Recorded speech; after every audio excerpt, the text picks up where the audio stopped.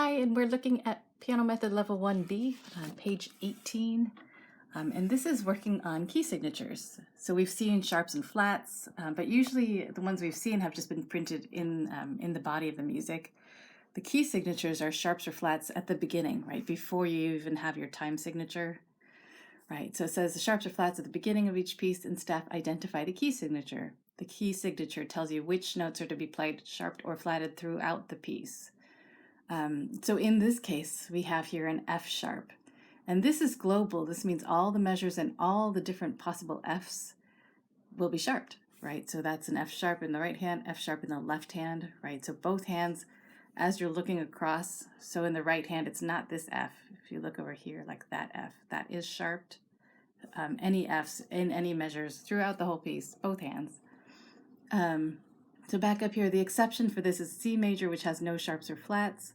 Right, so if you, a lot of the pieces that we've played have been C major because you have not had a key signature.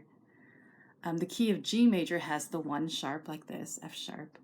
Notice that the sharp symbol captures the F line in both the treble and bass clef, right? That's an F way up here. That would be an F, that fourth line from the bottom. Play all F sharped. You may determine the key or tonality of any piece with a sharp key signature by taking the last sharp. In this case, there's only one, but that's the last sharp, an F sharp, and going up to the next key on the piano, right? So if you take your last sharp, which is F sharp, the major key that corresponds to is up a half step is right here. So it's a G major. Some other possibilities, as we have more and more sharps, if you have two sharps, you'd have F sharp and C sharp. It's always in this order. So if you had a C sharp, that means that your major key is a D major, right? It's just the next key up from that sharp. Okay, and we'll look back at that as we move through more and more sharps. So this piece, you can see it doesn't remind you about anything, any of the sharps except here, right? So you have to remember that's an F, so you're going to sharp it. If you look along, that's an F, you're going to sharp it. That's an F, you're going to sharp it.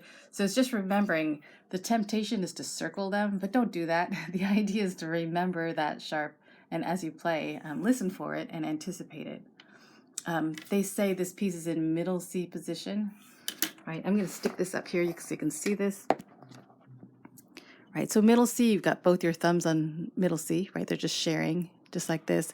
And just keeping in mind, your Fs are sharp. So this F, the fourth finger, if you just slide in and just keep it up there, then you're set, right? Then you don't have to remember anything else about Fs. You're already on a sharp. All right, so just reading page 18, so starts left hand and then right hand right away. Okay, so the top of 18, the carnival. 1, 2, ready, go. 1,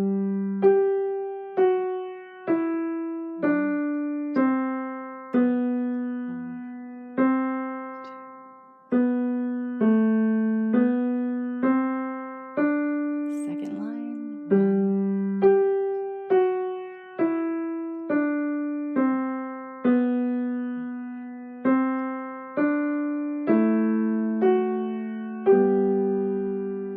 Right, so not too challenging. And then at the bottom of the page, similarly, we have the juggler, which also has F sharps. So the right hand, again, you keep that fourth finger on a sharp, you're set. But the left hand will also have, right here, there's an F right there.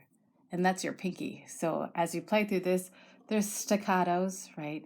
There's eighth notes, some other things to think about, but just keeping those fingers on the sharps. So let's go ahead and read the juggler. We'll do one hand at a time first and then both hands. Okay, so back here. So right hand first. 1, 2, ready, go.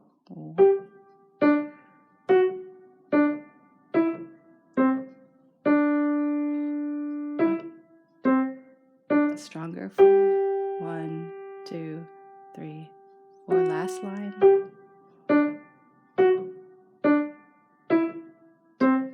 4, 1, 2, 3, 4. Okay, and then the left hand, starting on that G. So again, watch for this F sharp. So if you're playing here, you're really going to have to run to catch that pinky on the sharp. Just slide it. 1, 2, ready, go. 4,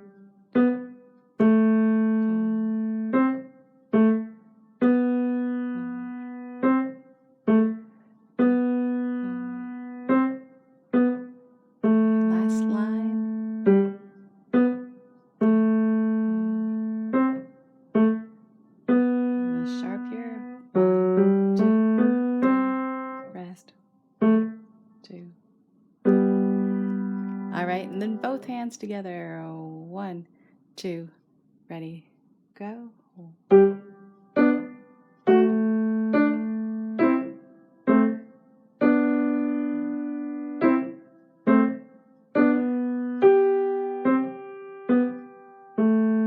Last line.